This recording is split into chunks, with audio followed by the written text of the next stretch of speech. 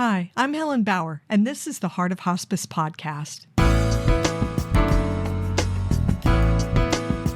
The Heart of Hospice podcast is your source for compassionate and informative discussions about hospice and end-of-life care. I'm a certified hospice and palliative care nurse with over 15 years of experience. Whether you're a caregiver, someone with a serious illness, or you simply need to know more about hospice care, this podcast is for you. Join me as we explore all the aspects of hospice, from the details of caregiving to the emotional and spiritual dimensions of end-of-life journeys. For more resources and to connect with me, visit theheartofhospice.com and find us on Facebook, Instagram, and LinkedIn. Keep listening for today's episode.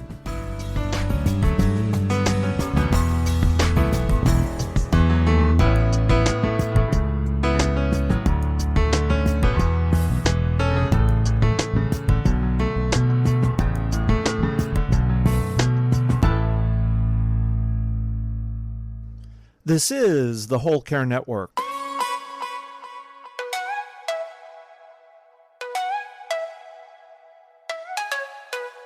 Helping you tell your story one podcast at a time. Content presented in the following podcast is for information purposes only. Views and opinions expressed in this podcast are solely those of the host and guest and may not represent the views and opinions of the Whole Care Network. Always consult with your physician for any medical advice, and always consult with your attorney for any legal advice. And thank you for listening to the Whole Care Network.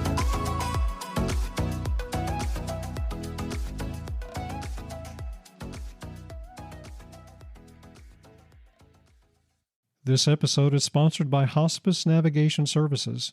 When you need information about hospice, Hospice Navigation Services can help. Our team of experienced hospice navigators is here to offer one-on-one consulting sessions by phone or video. You can book a complimentary 30-minute session when you need general information, or book a 60-minute session when you have in-depth questions or need to troubleshoot your current hospice care. It's your journey. Hospice Navigation Services can be your guide. Visit theheartofhospice.com to schedule your hospice navigation session today. We're getting back to the basics of hospice care in today's episode, talking about continuous care, when it's used, and how it works with Gabby Jimenez of the Hospice Heart. My guest today, or really my co-host today, is Gabby Jimenez. She's a hospice nurse and an end-of-life doula, a death and dying educator, and an author. She's been at the bedside of over 2,000 people who have taken their last breaths. And she's found that there's a lot of uncertainties and fears that happen when someone is dying. Her end-of-life doula training has helped her to truly understand the sacredness of death and dying and what it means to be present for someone during that intimate and final moment. You can connect with Gabby, the Hospice Heart, at her website, thehospiceheart.net. We're going to be unraveling the mystery of continuous care today because it's a mystery, even at times to me. Gabby and I are going to be talking about what continuous care is, how it's utilized, and who provides it. You're going to hear a little bit of billing information and regulatory information. I'm trying not to lean too heavily into that, but it is sort of interwoven into how continuous care is structured. So listen for the myths. Be sure and hold on to the truths about continuous care, those facts that are so important to know. There's a lot to learn.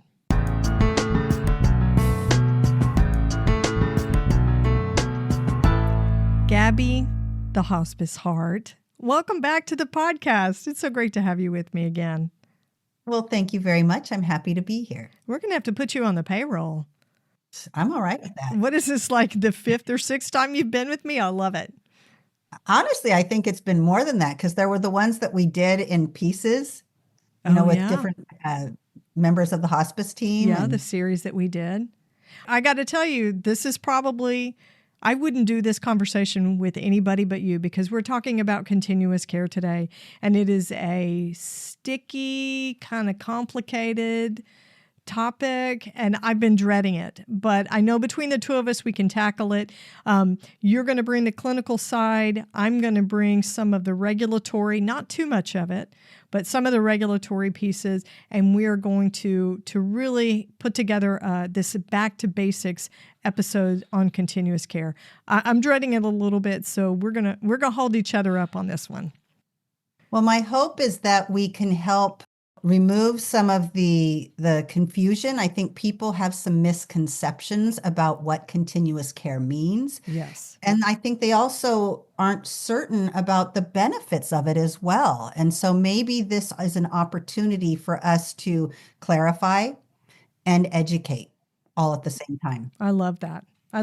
So we're going to start with the name, because I think continuous care is a misleading name. It's not great, but let's define it. So first of all, continuous care is a level of care inside hospice care. It's not a place. It's a level of care that actually has more to do with billing than anything else, and how the care increases. So it's considered what we call in hospice a higher level of care. Just means the patient has more acuity of symptoms. So what is continuous care used for, and what does that look like? Well, I think I'll give you an example of when it comes into place. So I'm with a patient. The patient has symptoms that I'm trying to manage, but it's not working. And maybe we need to start giving medications scheduled, or we're going to keep trying to do things at the bedside to reduce the symptoms. And so I'll call the doctor, and he'll say something to the effect of, I think it's important that we start continuous care. And, first of all, I think families think, oh, now we have a 24/7 nurse. That's not what continuous care is. Yeah, I need a buzzer for that one. Right.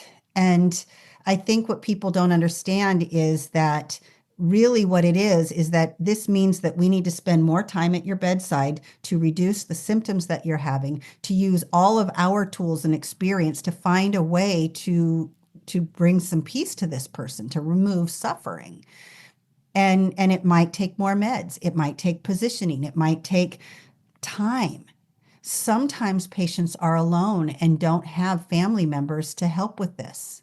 Or they might be in a facility where the staff cannot give that time to it. Maybe there's someone there who can't give those medications. Maybe they're not licensed to. And so if medications need to be given until that person becomes more comfortable, someone has to be there.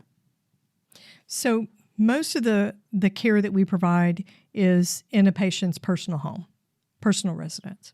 So when you have a caregiver that can't keep up with the frequency of meds, or sometimes there's a need for titrating the meds up to increase the dosing to try to get those symptoms under control. And we don't just immediately jump to the highest strength of a medication. We do it in small increments. So sometimes those dosings need to be every 30 minutes or every hour, which can really take a toll on a caregiver. Even if there's more than one, it's like running a little hospital for one person. So having continuous care in there can really be useful at those times when it's just too much for a caregiver, but it doesn't justify being in the hospital. That makes sense. The other thing is routes too, right? Like you're giving these liquid medications in the mouth and it's pooling out and they're not taking it in or whatever. So maybe we'll consider rectal administration of whatever medication might be given. The family will not want anything to do with that. The other thing that freaks people out is you'll draw up, say, 1 ml of morphine, for instance. Well, that's a full syringe of morphine. But we know in this field that that's not very much. And then they want to know, but why is this every hour on the hour? Well, because we need to see how it works for them. We need to watch the effectiveness of those medications.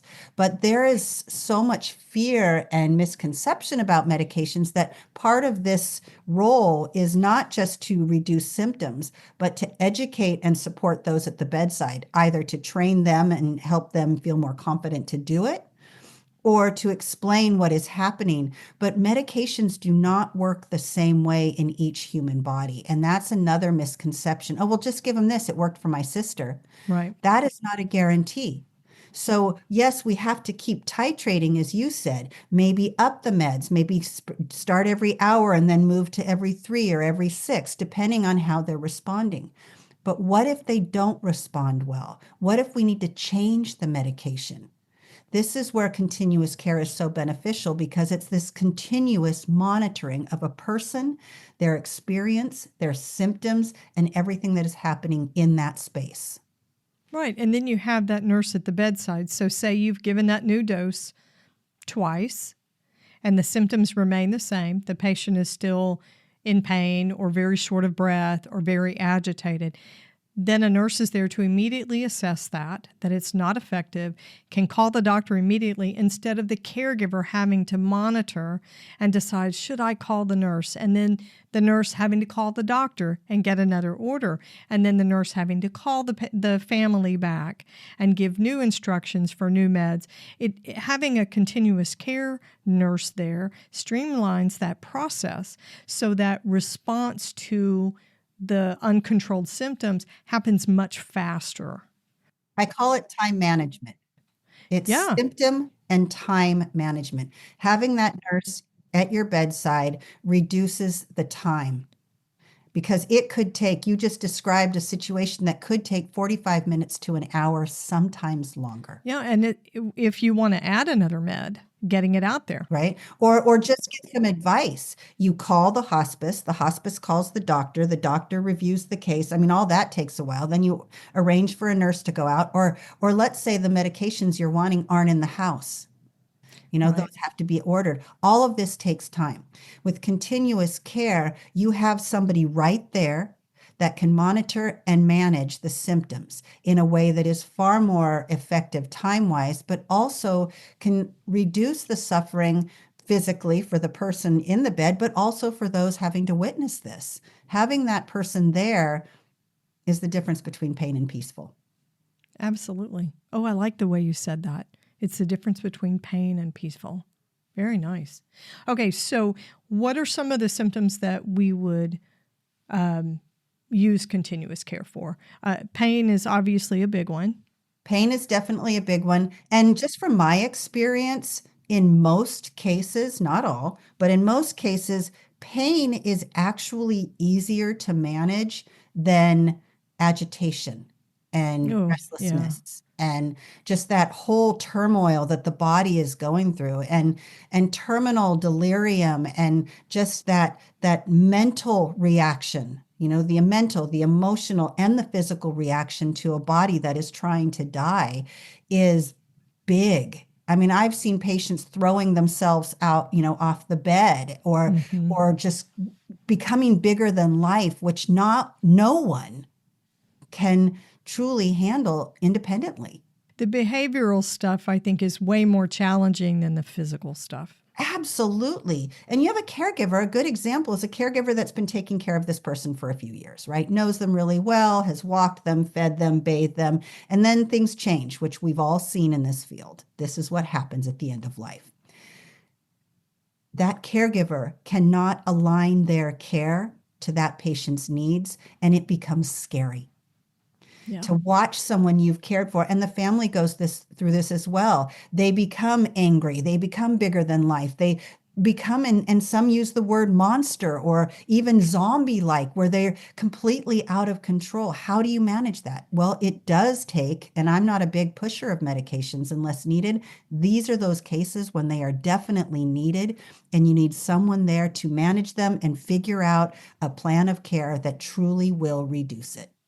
And so where you're going with that conversation is for palliative sedation. It's a form of sedation that's used to manage these symptoms where nothing else seems to be effective other than helping that patient to sleep through the whole thing using sedation. It's only used when absolutely necessary because it does completely incapacitate the patient. Right. But that is something we do in continuous care as well. You have to have a nurse to help manage that. You have to have a nurse for that. So agitation, Shortness of breath is another one that we use continuous care for. And where I have seen that get complicated for caregivers is we may be giving multiple routes. So we give morphine under the tongue.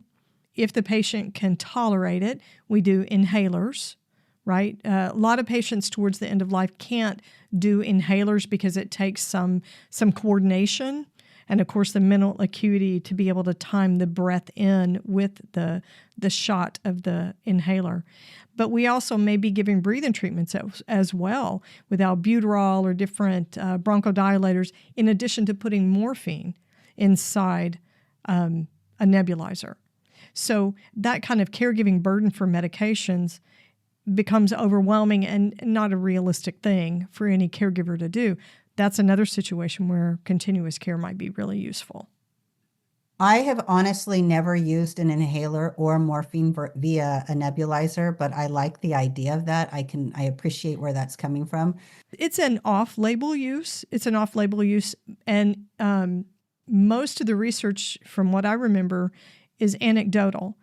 And you don't get as high an absorption when you put morphine and you use it nebulized. If you use it in the nebulizer, it's about a 40 to 45% uptake. So you're losing some of the efficacy of it. But yeah, it can be used that way. Well, it makes sense because of its method of action. It would open up the lungs to make more room and strength for breathing. So that makes total sense. Well, and it's quickly absorbed too. I really like that. Thank you for sharing that. Palliative sedation to me has to be explained so that people understand that it is not temporary. Now, we don't use palliative sedation to hasten this death or to end a life. We use it in the event that medications we are trying are not working because this person is dying. They're already dying. They're just doing it in a way that is incredibly uncomfortable. And so palliative sedation, it removes a portion of the dying process by getting them to a sedated place so they are not physically reacting to everything that they're going through. But it doesn't just magically end their life because you've done this. This could take days. And I think that's another misconception. You're doing palliative sedation. They're totally sedated. Why aren't they dying? They've been doing this for 3 days.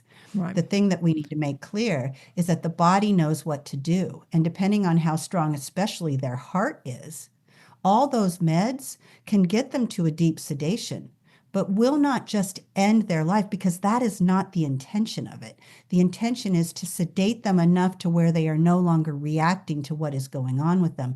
They still need to go through the dying process, and that could take time. I've had patients on palliative sedation that died several hours later. I've had some that stayed somewhat cognitive for a little while. I've had some that took days and days. This is just like life and death, cannot be predicted. Right. And nothing that we do inside continuous care is about hastening anything. Actually, nothing in hospice is about hastening death for sure. And not every patient that has continuous care dies in continuous care. Some of them, the symptoms resolve, the medications are changed and maintained at a more appropriate dose to manage the symptoms. The patient stabilizes, and then the continuous care is stopped, and they go back to the way the hospice care was being given before. The routine home care is what we call it. This conversation is so good, but we're going to take a quick break. Hang on for more great content. This episode is being sponsored by Hospice Navigation Services. Hospice Navigation Services can provide the answers and support you need, whether you're seeking information for yourself, a loved one, or someone in your care. Our experienced team offers personalized, unbiased guidance through one-on-one consulting sessions by phone or video, tailored to your unique situation. Let us help you navigate hospice care with confidence and compassion. If you're a healthcare professional, Hospice Navigation Services is your trusted resource for you and your clients, providing compassionate, knowledgeable support at every step. When clients or families have questions about hospice, or if you need expert guidance to support your client's end-of-life care decisions, we encourage you to refer them to Hospice Navigation Services. So whether you're exploring how to start hospice services or need to troubleshoot your current hospice care, Hospice Navigation Services is ready to guide you. You deserve clarity and compassionate support on this journey. Visit hospicenavigation.com to schedule your hospice navigation session today.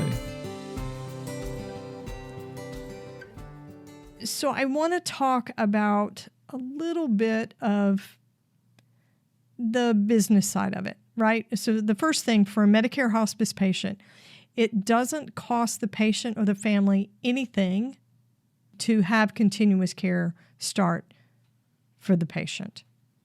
It's a really more of a documentation and billing thing on the side of the agency, and it's confusing. One of the requirements is for the agency to be able to bill, there has to be 8 hours within a 24-hour period. But the regulation does not say that you have to do it 8 continuous hours. This is why I don't like the name. Some agencies call it crisis care, which I think is much less confusing. Well, it makes more sense. It really does. Continuous care gives people the impression that this is going to keep going until that person takes their last breath, and that's not necessarily going to happen. Right, and we already have that misconception about hospice agencies anyway, that when hospice is started, they're going to put somebody in your home to stay with your person for however long, for extended periods of time, and that's not how we do things. We are not set up that way. So if your continuous care needs to be split, so say you have a caregiver that can come in during certain hours, but then they have to be away for work for certain hours. Continuous care can run from 8 a.m. to noon, and then from 4 p.m. to 8 p.m. As long as there's 8 hours in the day, then the agency can bill. And the only reason I bring that up is because we don't talk about billing on the podcast. Billing is painful. It's also not my area. And I don't think field staff or caregivers and patients need to know so much about the billing side of things when it comes to regulations. But if you are going to be scheduling continuous care for your loved one, or you're a hospice team member who's helping to be part of the continuous care team, it's good to know this stuff about how the regulations and the payments work. Well, and that also, in relative to symptom management and continuous care, yes, a nurse needs to be there, but the continuous care 8-hour requirement doesn't necessarily have to always include a nurse. That's true. It can include an aide. 50% of it has to be done by a nurse. Yeah. But so here's the caveat behind that. If you are giving medications because your patient is in a crisis, right? That's what we're out there for. Most of the time it involves medication changes and administration. An aide cannot do that. They are not legally, not in any state, allowed to administer medications, nor can anybody else on the hospice team. So that is always going to involve an RN or an LVN. Absolutely. One of the things I would like to highlight is if you are listening today and you are a caregiver or someone who is trying to educate yourself about hospice because someone you know or love needs hospice care, if you are talking to a hospice agency and they tell you, we don't do continuous care, don't sign up with them. First of all, they are required by regulation to furnish continuous care when needed. Some agencies are unable to staff it because of where they're located, right? Rural agencies have trouble getting staffing, and short staffing is an issue all over the United States these days. However, agencies are required to furnish continuous care, and if they tell you they do not, there's a problem at the agency, and you're probably going to want to talk with another agency instead of this one. I love that you said that, because that to me rings a bell in my head that says staffing is their biggest issue, which indicates to me that they will not have the manpower to take care of me or my person.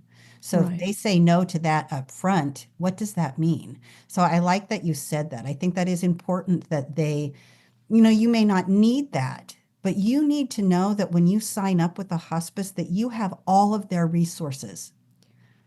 And you need to know that information. Yeah, and you deserve to have an agency that can offer you all of these different things that you're entitled to under the hospice benefit, the Medicare hospice benefit, and continuous care is just one of them. I also like, going back a bit, I really like when you put in the part about it doesn't come out of pocket. The first thing a family thinks when you say, well, we'll just, stay here for a few hours and see what we can do with titrating the meds and whatnot. Their first thought is, we can't afford this. Yeah, how much is that going to cost me? And unfortunately, that is a heavy weight that so many people carry relative to the dying process, is how much is the care going to cost? Right. And to be able to relieve people of that burden and just to say, trust us, we can be here for you. This is not going to cost you. Let us figure out what this person needs. Right. This is part of the service we provide. Yeah. Yeah. Oh, okay. I don't think we did so badly. This is a hard topic. It's a really hard topic. It is. It is. What else would you want somebody to know about continuous care? When I am sitting at the bedside with someone and I'm doing my best to reduce their symptoms, I am usually successful. But I am also sometimes not. And that puts me in a really uncomfortable position.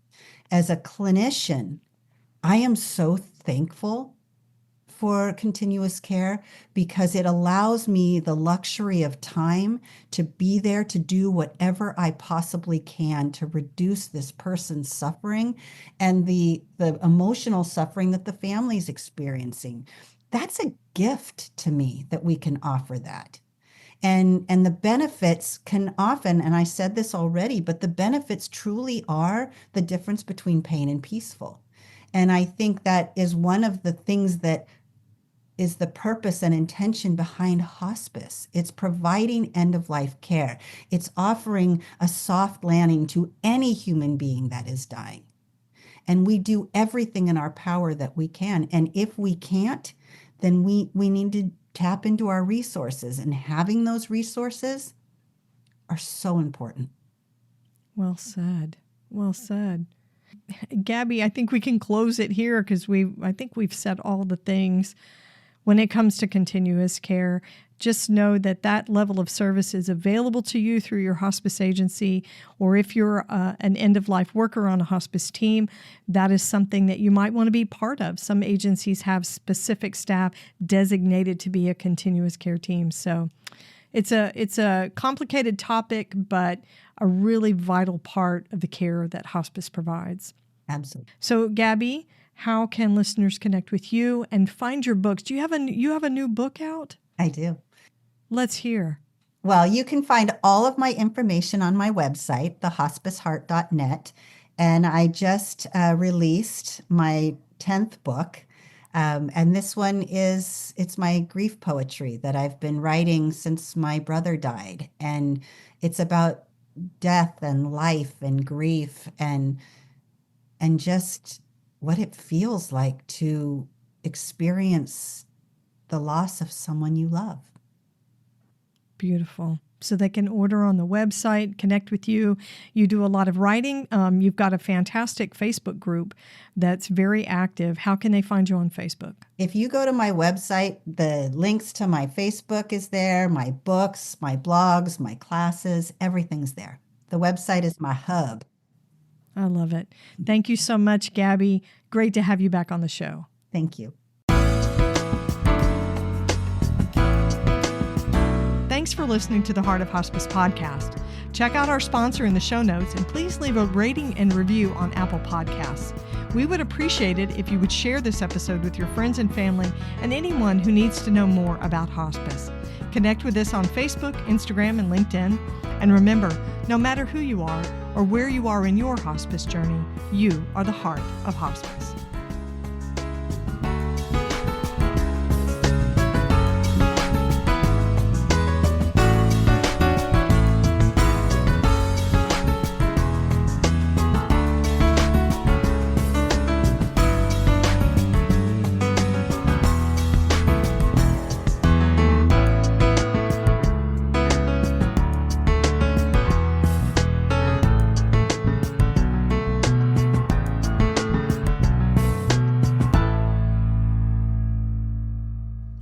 This is the Whole Care Network.